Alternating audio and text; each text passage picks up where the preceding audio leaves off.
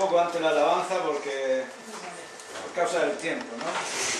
Yo no sé lo que me va a llevar este tema, pero como podéis ver, el título es el abuso espiritual, ¿no? Y es un tema peliagudo, ¿no? Un tema controversial, pero también es importante que tomarlo, ¿no? El hacerlo no es para que nos volvamos, no sé, qué decir, críticos o que nos volvamos, que juzguemos a los demás, sino que podamos realmente ser conscientes de esta realidad y poder estar, para poder ayudar, ¿no? Este tema es un trabajo de, como pone ahí, de Longcroft, que es la iglesia en Inglaterra, que yo estuve en el 85. Y bueno, el que lo ha hecho es el pastor de esa iglesia, el doctor Vine, que también pues está involucrado en una sociedad misionera, ¿no? Y ha recogido pues también el sentir de todos los misioneros que están trabajando fuera, y por eso le ha movido, ¿no? a escribir y a hacer este trabajo, y yo pues lo he hecho como traductor, o sea que el trabajo no es mío, es de este hermano, y yo lo que he hecho ha sido traducir del inglés al español de esto, ¿no? ¿Te enciendo? No, puedo ver. Entonces, este tema es algo que es... hubieron unas estadísticas, tanto bueno, en Inglaterra, que reflejaba que el 85% de los creyentes decían no tener voz alguna en los asuntos de la iglesia. Esto no es que sea necesariamente abuso espiritual, pero es chocante que un porcentaje tan elevado de personas que están involucradas en las iglesias no tengan voz alguna, ¿no? Y por eso queremos tratar este tema. ¿Y por qué hablar del abuso espiritual, no? Pues hablamos porque es algo que es muy común, que es muy peligroso y apenas se reconoce. Bueno, depende, hay personas que viven por este tipo de situaciones y aprenden de ellas por la experiencia, ¿no? Pero hay muchas que incluso estando en ese tipo de experiencias no la pueden discernir, ¿no? Y eso es algo que por eso tenemos que hablar, ¿no? Tampoco queremos hablar del tema para, como he dicho antes, para ser crítico, para juzgar a los demás, sino para ser conscientes de esta realidad, para identificar las causas subyacentes, las causas que están detrás, para reconocer las características y comportamientos de los abusadores y el posible potencial que pueda haber en nosotros. O sea, es con esta intención, ¿no?, de tomar también nosotros medidas para poder evitarlo en nosotros mismos, como que esté libre de pecado, que tire la primera piedra. Puede haber también en nosotros ese potencial, y por esa razón también pues sugerencias para poder ayudar a las personas que estén afectadas por este tema, ¿no? Ahora, nosotros somos muy conscientes del tema del abuso cuando está fuera del contexto espiritual, ¿no? El abuso físico, la violencia de género, el abuso emocional, de negligencia sexual, ¿no? Hay organizado ritual, pues hay estos tipos de abusos de que la sociedad pues siempre es más consciente y más sensible.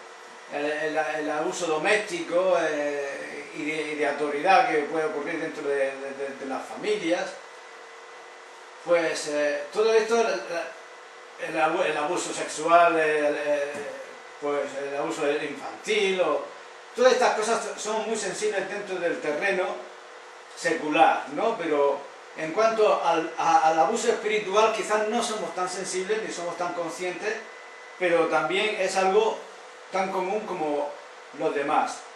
Y lo que ocurre es que el abuso espiritual puede conllevar también, cuando se da, puede llevar a formar más de un tipo de abuso, más de los que, del abuso espiritual, sino también los que están abusando pueden abusar también de alguna manera emocional, incluso sexual o ritual o de autoridad, ¿no? De esto es lo que...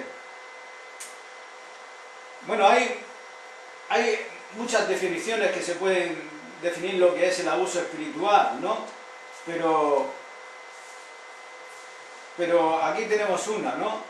El abuso espiritual es el maltrato de una persona en nombre de Dios, fe, religión o iglesia en detrimento de su bienestar espiritual. Incluye varias formas de control, dominación o manipulación por medio de alguien o grupo que tiene autoridad dentro del ámbito espiritual.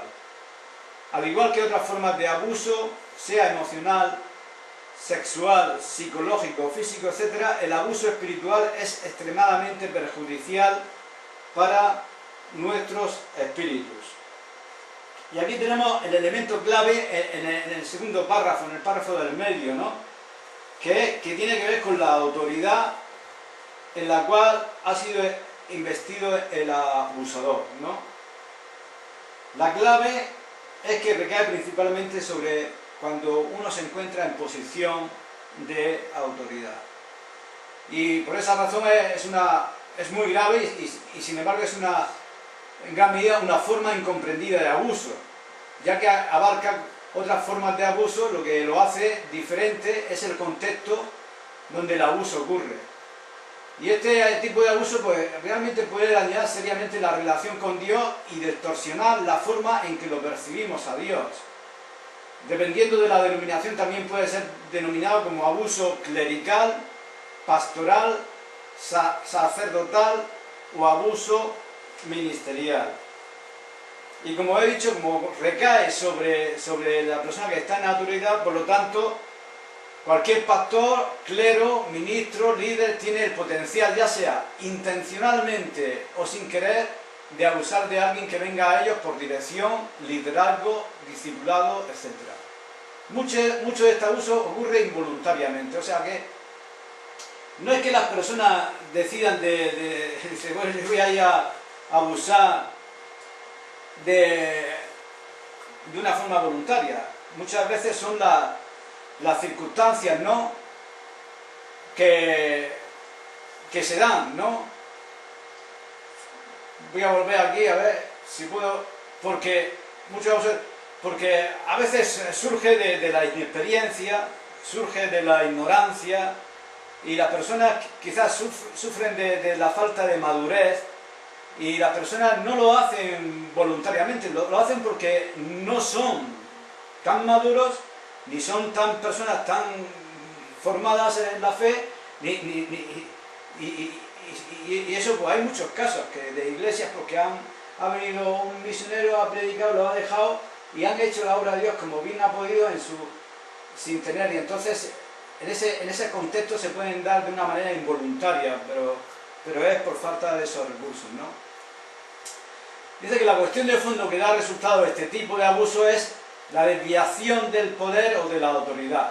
La desviación o el mal uso o el abuso. Entonces los predicadores, los líderes, los ministros están en una posición de autoridad. Pero eso también es que lo podemos ver en el mundo. Lo mismo que ocurre en la iglesia, los principios son similares cuando se registran en el mundo secular con funciones profesionales como por ejemplo los maestros, los médicos, pues que también pues, los abogados. Son situaciones donde las personas pues están bajo la autoridad de estas personas, y si estas personas no hacen bien su trabajo pues suelen ocurrir abusos, ¿no? Abusos de maestros que quizás no disciplinan bien o disciplinan de más a los niños, o de médicos que se aprovechan de su condición, o incluso de abogados, ¿no?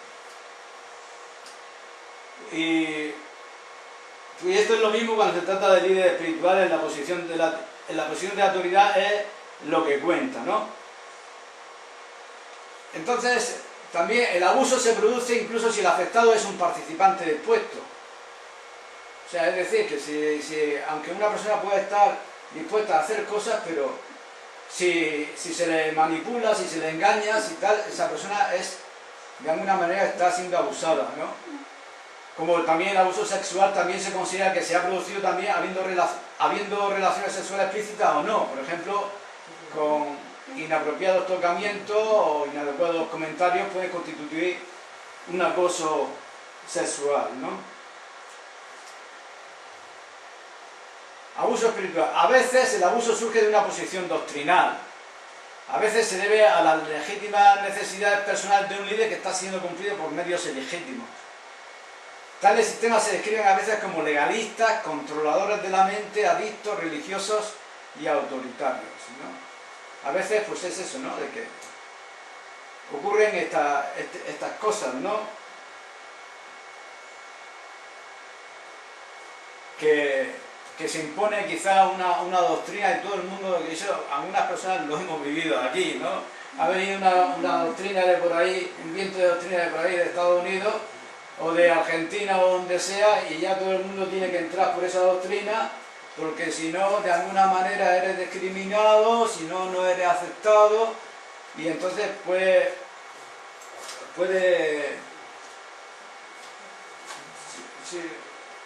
te puede afectar, ¿no? Este tipo de abuso.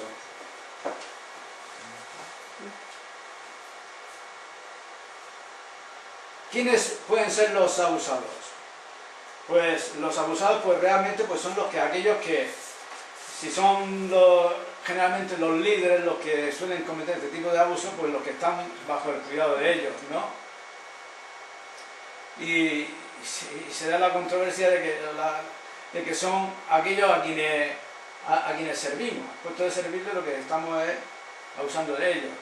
Pueden ser incluso nuestros compañeros de trabajo en el ministerio, nuestras iglesias, incluso dentro del contexto familiar pueden ser nuestras esposas o nuestros maridos, la familia, ¿no? Donde haya autoridad puede existir este tipo de abuso. Características de las situaciones de abuso. Pues esto es lo primero, ¿no? Lo que se da. Siempre en una situación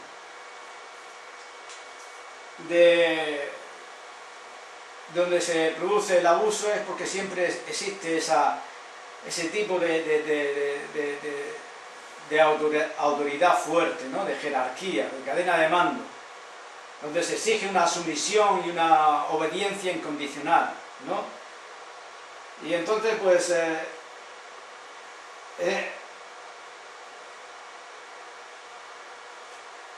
aquí en estas características todos tienen que de alguna manera dar cuenta al que está por encima, ¿no? Al que está ahí arriba.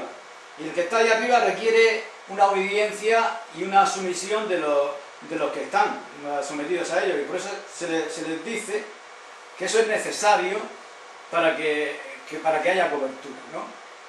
Entonces, es que eso lo hemos oído también en nuestras situaciones. Esto, tú no te preocupes, tú obedece, haz lo que se te dice, aun cuando estén equivocados los que están dirigiendo, pero eso, si tú obedeces y tal, va a ser bendición, ¿no? Y esto realmente es lo que se está diciendo para vender, pero realmente lo que se está haciendo es un abuso. ¿Por qué? Porque hay un autoritarismo. Y esta es la característica principal de cuando se da el abuso, ¿no? Y esa es una visión distorsionada del respeto, que realmente la persona que tiene una autoridad de Dios, esa autoridad no la tiene que estar imponiendo y controlando, sino que tiene que ser ganada el respeto por los demás, porque ven que esa persona tiene una autoridad de Dios. Y esto no es algo que se concede nombrando y poniendo a una persona en posición de autoridad y diciendo este es vuestro líder, ¿no? Las personas tienen que someterse voluntariamente y tienen que ver la autoridad de la persona. Y por eso es una visión distorsionada, ¿no?, lo que se está haciendo en este tipo de... Entonces, aquí lo que se promueve siempre es la cultura de respeto y lealtad absoluta, que eso también lo hemos vivido, siempre se ha puesto a las personas en una situación donde hay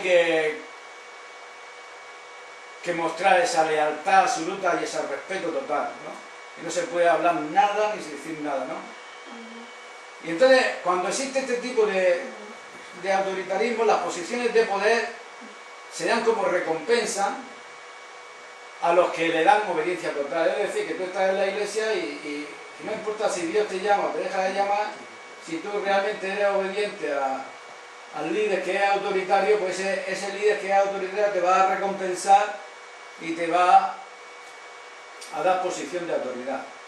Y por eso siempre son las personas simples, obedientes, son puestas en autoridad, ya que, aunque no vean que ellos tengan talento de Dios, ni don de Dios, ni ministerio de Dios, pero ¿por qué? Porque simplemente son obedientes a ese tipo de autoritarismo y saben que los que están en autoridad que no van a hundir el barco, estos no van a crear problemas, ¿no?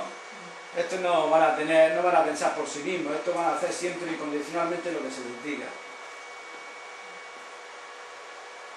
Y por el contrario, pues hay un destierro espiritual y exclusión de las personas que no se conforman a este tipo de abusos, ¿no? Hay un castigo para los que se quejan. Entonces ya se alinean las personas, las que son problemáticos, y hay una alineación. Porque en este tipo de autoritarismo se espera que las personas consulten al liderazgo sobre todos los aspectos, incluso sobre los asuntos privados personales, ¿no? Aquí los asuntos familiares, dice este hermano que es pastor, dice, no tiene nada que ver con el liderazgo espiritual. Eso tiene que ser tratado dentro del contexto familiar, dentro del contexto marital. Por supuesto que si alguien quiere venir y pedir consejos no está equivocado a hacerlo, pero los líderes no tienen el derecho de inmiscuirse en los asuntos privados de la familia, ¿no? Muchas veces se han inmiscuido demasiado. Incluso hubo un tiempo que en muchas situaciones las personas tenían que consultar con el liderazgo para buscarse una novia o buscarse un novio, como en el tiempo de... Y esto es que lo controlan, ¿no? Luego pues también está el tipo de la profecía que se da en estos casos y utilizan el control y la autoridad por medio de la profecía directiva, que se usan palabras en el nombre de Dios donde se dice a las personas lo que tienen que hacer, donde tienen que ir, y esto generalmente lo suelen hacer también estas personas que son autoritarias. Entonces se cultiva dentro de este ambiente una dependencia del líder. En estos ambientes donde hay abuso espiritual siempre existe esa dependencia hacia el líder. Los líderes, en vez de llevar a las personas a conocer a Dios y que dependan de Dios y que puedan madurar en Dios y que puedan conocer a Dios, que puedan pensar por ellos mismos, ellos crean toda su atención en ellos mismos y cultivan esa dependencia en los miembros para que hagan lo que tengan que hacer.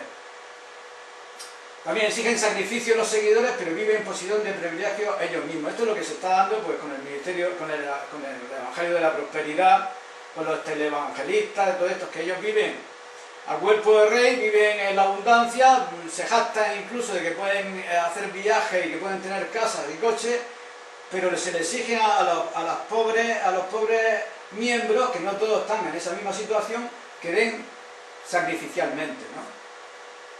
Cuando se encuentra uno en este tipo de situación, el problema típico de los hombres pues es el dinero, el sexo y el poder. Entonces se dan casos, y se oyen casos de ministerios grandes y tal que caen en impropiedad sexual, o sea, caen en asuntos sexuales.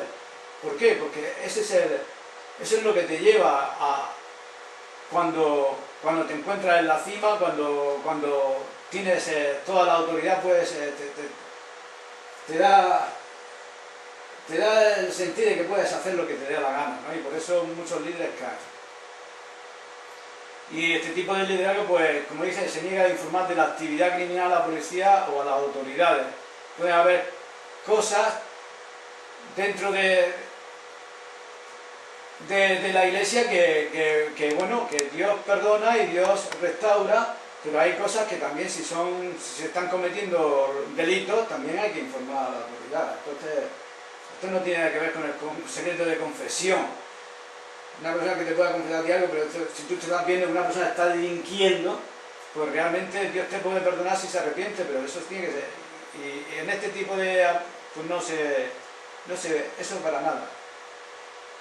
Luego, la segunda característica, la primera es el autoritarismo y la segunda es la del control. Y esto pues...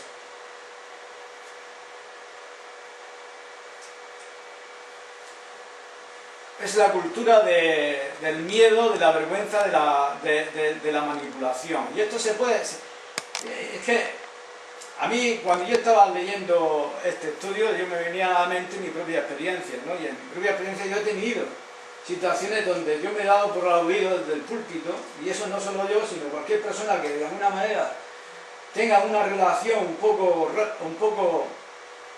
con la autoridad, y la autoridad en puesto de cogerte aparte, en puesto de hablar contigo y en el amor de Dios poder tratar de resolver el problema, pues se esconden detrás del púlpito y empiezan a lanzar. Y eso es muy común. Eso es muy común.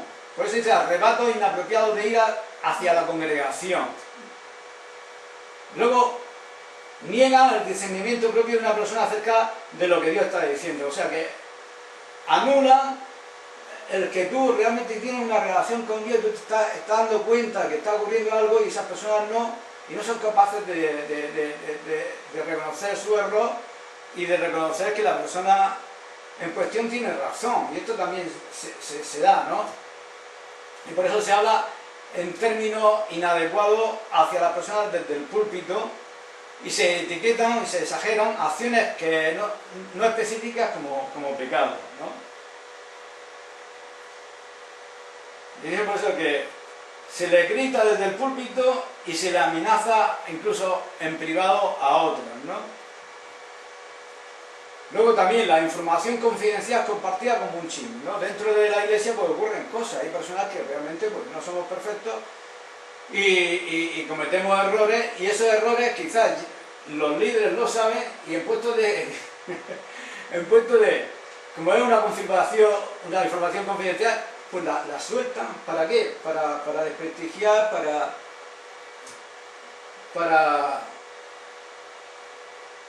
para manipular y para controlar.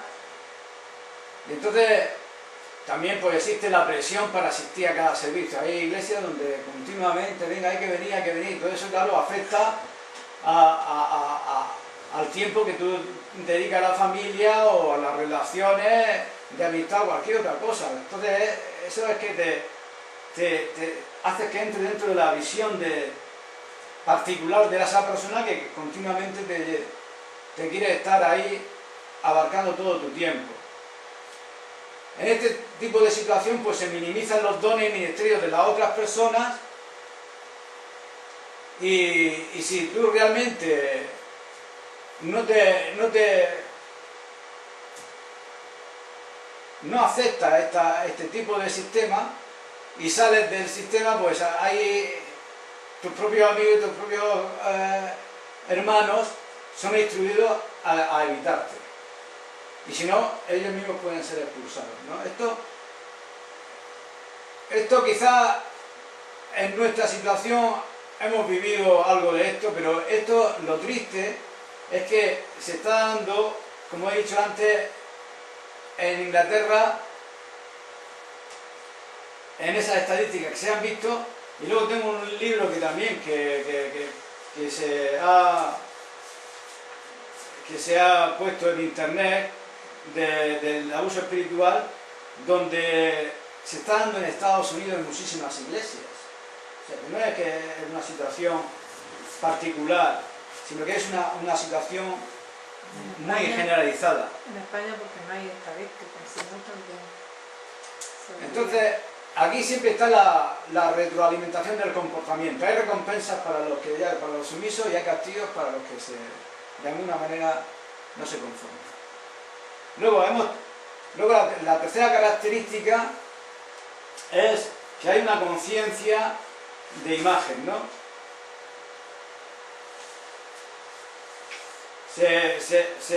La imagen está de alguna manera es más importante que la esencia, ¿no? que lo que Dios pueda obrar, ¿no? Es que tú ves una imagen externa y por eso hay un comportamiento de normas que son impuestas a las personas, ¿no? Se le da más importancia a lo mejor a la forma de vestir, a que tú no vayas al cine, a que no se puede beber, no se puede fumar. Estas cosas se dan mucha más importancia que al hecho de que tú puedas realmente tener una relación con Dios y puedas realmente crecer en la gracia y en el amor y puedas tener un discernimiento acerca de Dios, ¿no? Entonces se imponen mucho las formas legales, ¿no? Se cubren los pecados, para guardar la imagen se cubren los pecados y los errores de los líderes. ¿Y cómo se hace eso? Pues también amortiguando críticas por medio de poner gente alrededor de ellos para protegerlos. Siempre hay, Pablo dijo, guardaos los perros. No, los perros son aquellos que van en un rebaño a que las ovejas que se van a salir del redil o del rebaño que puedan. Pues aquí los perros son los ayudantes del pastor, que entre su trabajo consiste en amortiguar las críticas hacia los líderes, ¿no?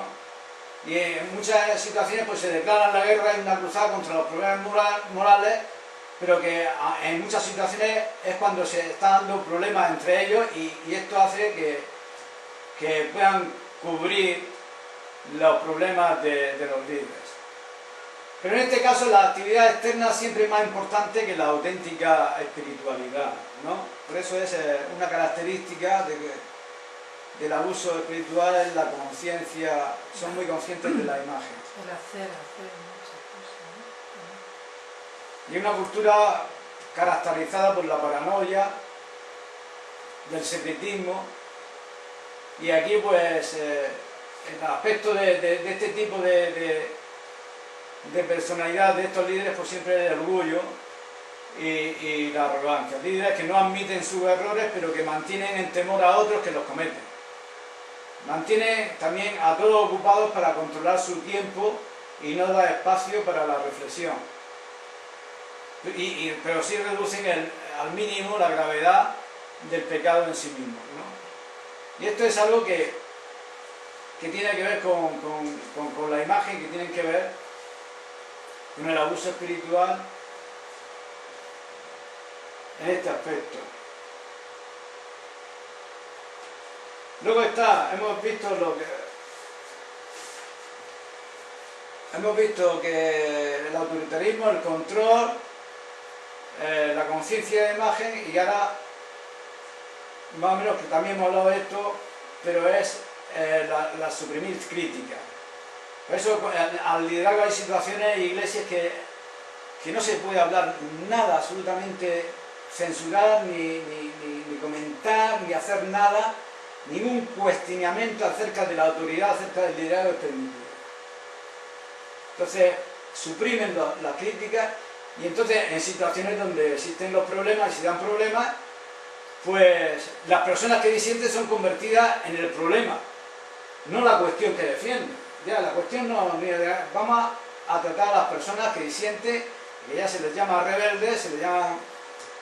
Entonces existe esa obsesión y esa disciplina, esa obsesión con la disciplina y con la excomunión, que se ha dado también el caso. Se pone un sistema de vigilancia puesto en marcha para garantizar la lealtad y hacer la separación de las personas que realmente son afines y las que no. Cuestionar es un desafío a su autoridad. Todas estas cosas se dan cuando hay abuso de autoridad. Cuando hay abuso de autoridad, pues estas son las características y los síntomas. Claro, aquí se crea un ambiente de inseguridad, de incertidumbre, cuando hay este tipo de abuso, porque se crean problemas y no se sabe qué va a ocurrir, qué va a pasar, y entonces no hay una transparencia, siempre hay un temor, ¿no? Y siempre uno va con la mosca en la oreja, cuando realmente la iglesia realmente es la casa de Dios, donde debería respirar un ambiente de amor y de transparencia y de verdad y de relación. Pero si se dan casos de líos que se han dado, pues estamos bajo la situación de un abuso espiritual. Luego está, quizás ya pues, el perfeccionismo, ¿no? Que aquí hay también mentalidades de hay que ser perfectos, ¿no? Y entonces pues, para alcanzar ese perfeccionismo hay que satisfacer más los requisitos espirituales más significativos que el Evangelio de la Gracia, ¿no? Hay que conseguir de cualquier forma el ser perfecto haciendo lo que sea, pero sin la gracia de Dios, ¿no?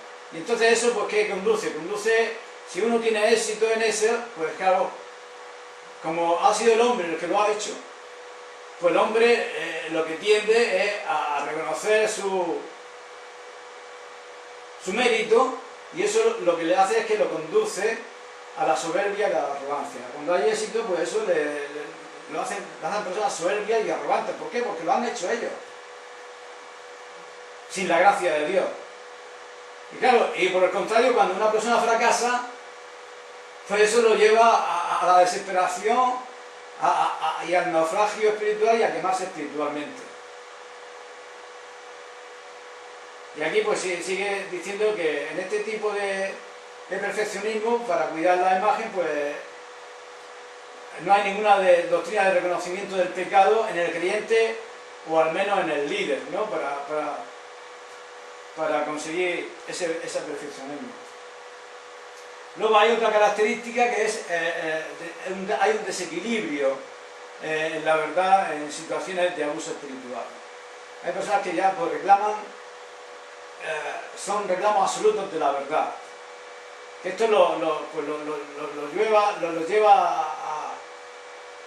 a aislarse, aislacionismo, los convierte en super espirituales con un lenguaje exclusivo acerca de sus verdades, y estos forman una especie de guetos que desalientan las influencias externas, ¿no? Y esto se han dado también en iglesias que podemos ver, incluso conservadoras, que no se han relacionado con nadie, que han creído que tienen la verdad y que se han aislado y que han desalentado a los miembros a que no visiten, a que no lean otras cosas, y los tienen de alguna manera aislados, ¿no?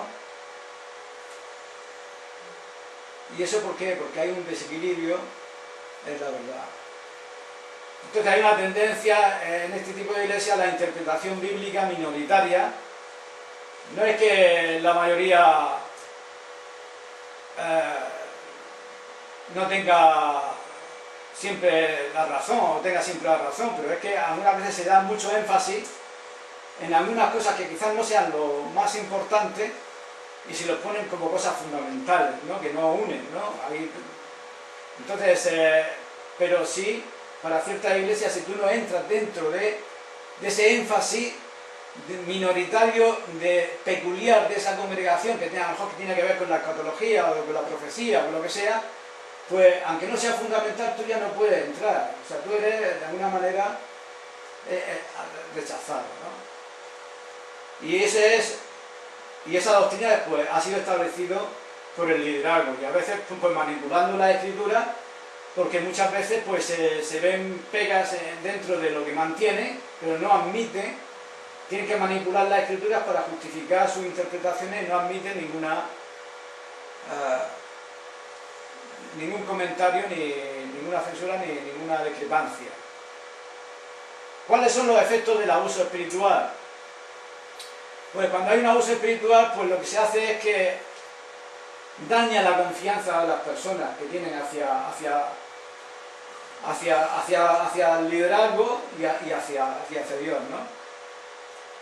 Cuanto más profunda es la relación, más profunda es la herida. Cuanto más profunda han salido heridos de muchas iglesias, personas que se han dado cuenta de que su confianza que la habían puesto en los líderes han abusado espiritualmente de ellas, y cuanto más la relación, cuanto más íntima era, pues más profunda es la herida.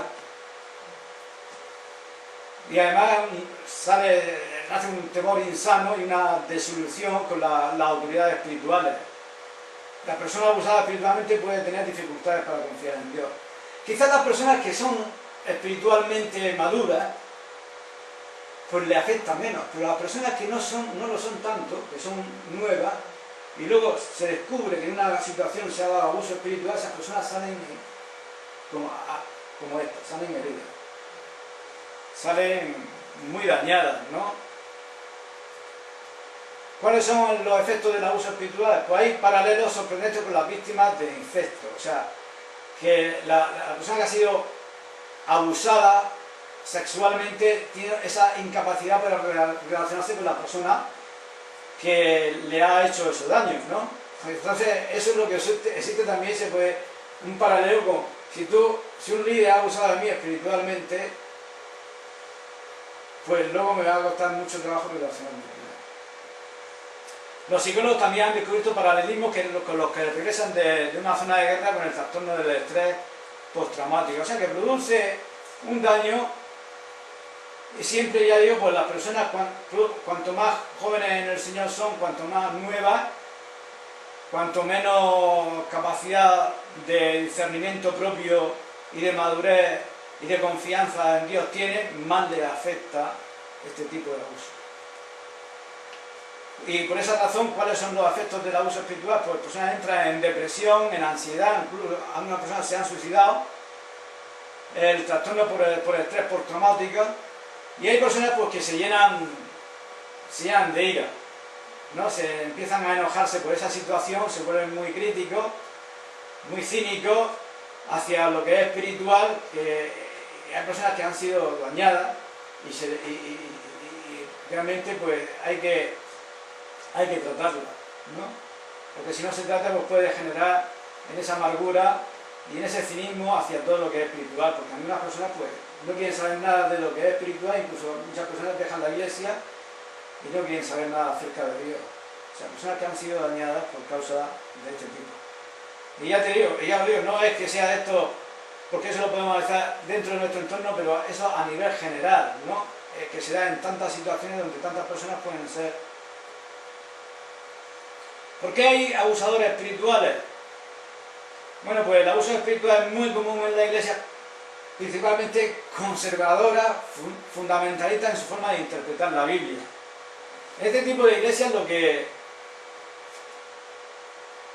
siempre hay una carencia de amor, ¿no? Siempre hay una carencia de empatía, de comprensión hacia la persona. Es más, el imponer la norma, el que la persona haga lo que la iglesia dice, que el amor hacia la persona, la empatía y esa capacidad de entender y de comprender a esa persona que está atravesando por un momento que no entiende lo que está ocurriendo y que la otra persona pues en puesto de empatizar con ella y de percibir lo que está, pues lo que hace es que le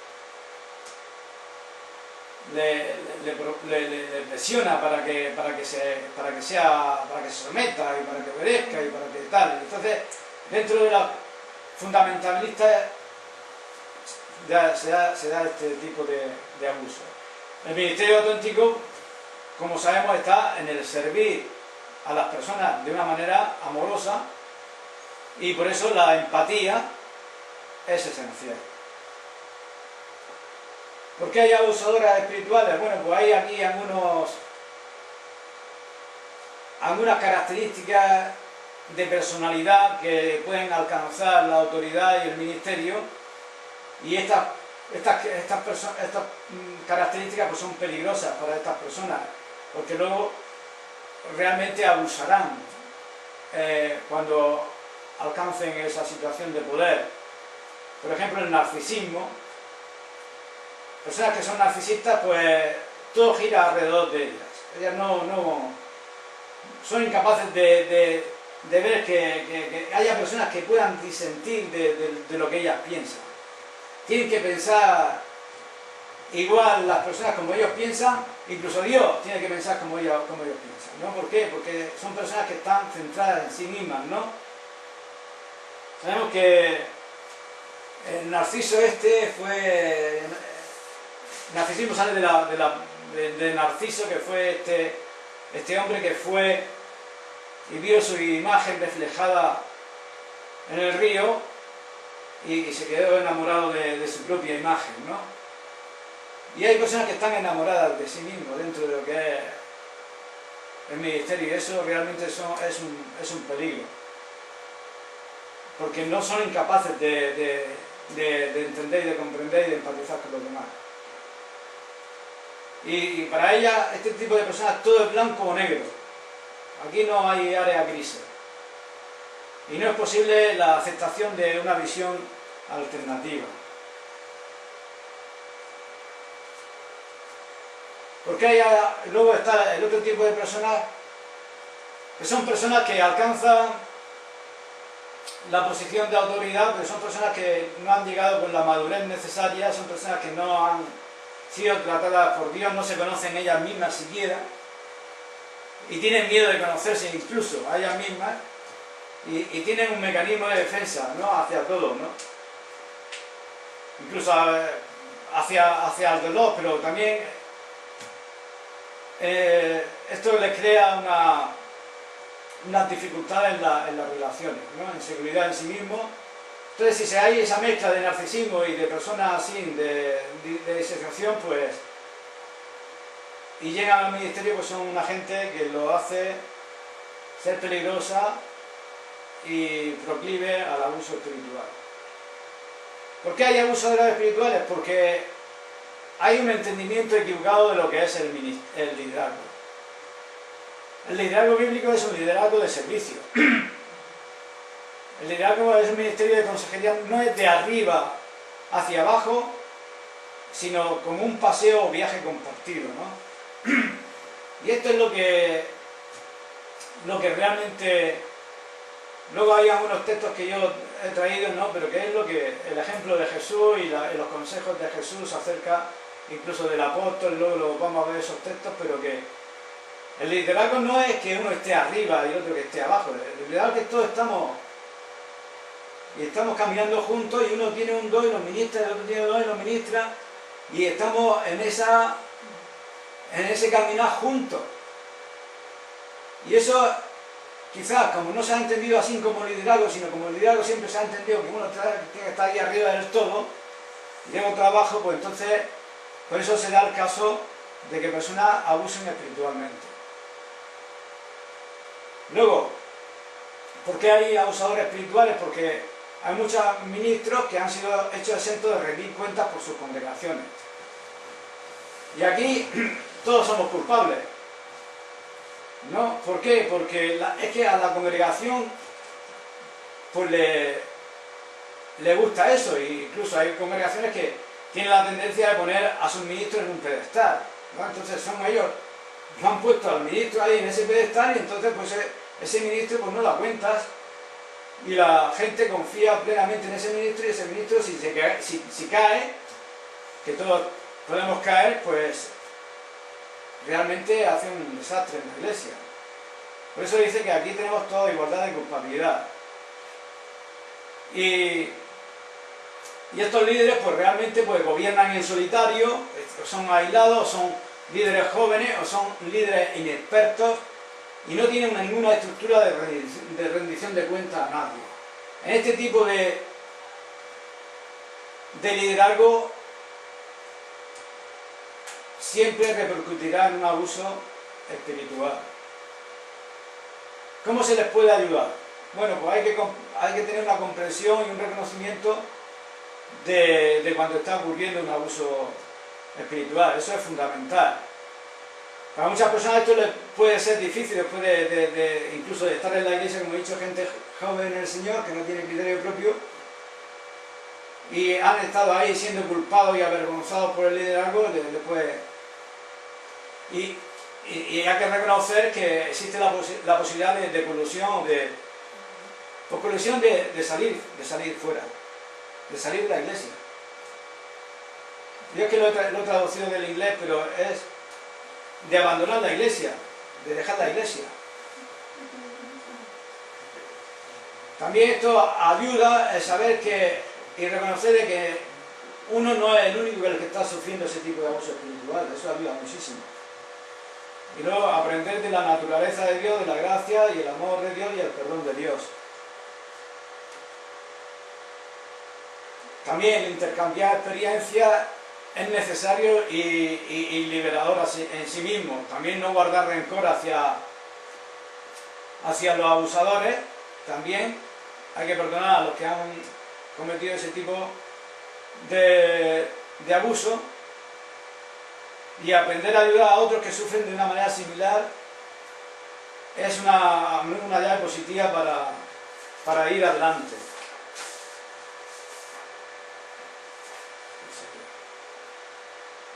Y aquí están los textos bíblicos, ¿no? Ya terminamos con esto. En Juan 13 vemos el ejemplo del liderazgo del servicio, que eso es cuando Jesús le tomó a los discípulos y lo que hizo fue lavarles los pies y servirles, ¿no? Y entonces les dio el ejemplo, como yo he dado ejemplo a vosotros tenéis que hacer esto lo uno a lo otro. O sea que el liderazgo es un liderazgo de servicio hacia los demás, los unos a los otros, con el don, con la habilidad, el ministerio que puedas tener, pero es los unos a los otros.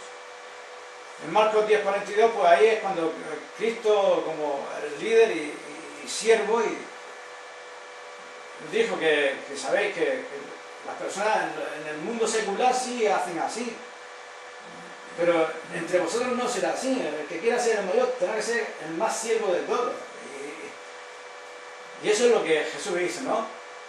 Y por eso Él se humilló. Hay personas que tienen ambición espiritual y lo que quieren es subir, y está en posición de autoridad, pero sin embargo lo que hizo Jesús es humillarse, y bajar, y bajar, y bajar. Y Dios lo levantó. O sea que esa trayectoria no se da en este tipo de personas. Y luego en Efesios 5:23 vemos que realmente la cabeza de la iglesia, el que tiene toda la autoridad y el poder, es Cristo. No es el hombre, ¿no? Y el hombre no puede usurpar la cabeza, ni puede ponerse en su lugar. La Iglesia Católica Romana sí lo hace. El cabeza visible de la iglesia es el Papa, pero la iglesia protestante no. Luego, también Pablo lo dice, ¿no? En Hechos 20:28, dice: por tanto, mirad por vosotros y por toda la grey en medio o entre los cuales habéis sido hechos obispos para pastorear la iglesia de Dios. O sea que aquí los ancianos son hombres que están entre los hombres, ¿no? Por el contrario de un sistema jerárquico que es donde se crea y es donde realmente se suele dar los abusos. Pero aquí, en primera de Tito y Timoteo, las cualidades de los ancianos, pues también se ven los requisitos de los ancianos y tal.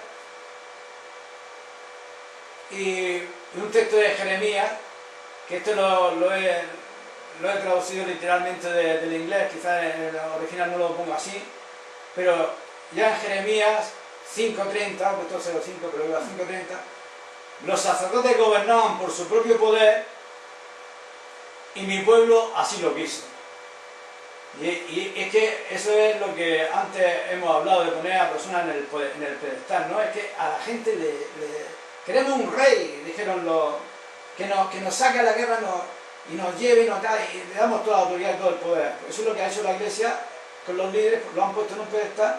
Entonces hay una corresponsabilidad de los líderes, de los seguidores. Tenemos parte de culpa todos.